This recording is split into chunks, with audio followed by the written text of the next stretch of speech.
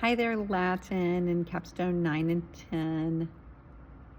This week we have a fun story that you've got 2 weeks to work through about Daedalus and Icarus. You've probably heard the story at some point before about the wax and the wings and the not getting too high because the sun will melt them, or getting too low because the sea will make them too damp and heavy, and it's the father telling him to fly in the middle. So you're doing a little bit of that in Latin.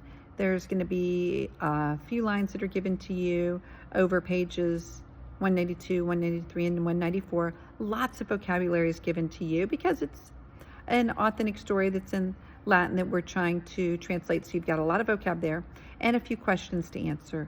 So work through that. It's not too long, but there are some unfamiliar words. That's why there's a lot of vocabulary.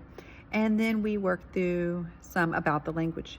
We see something this week called the historical present. It's where a story obviously happens in the past tense, but we talk about it in the present tense, like right there, like it's happening with you at the moment. We talk about something called ellipsis, which happened a lot with poetry and that sort of writing where words were literally left out.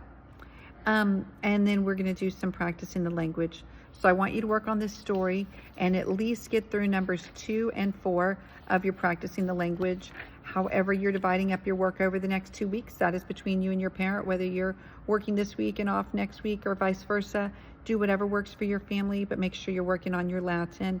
Make time for that vocabulary and your derivatives in your word study. We'll start class with word study next week. And think of any other versions of the Daedalus and Icarus story you have heard so you can share when you're here.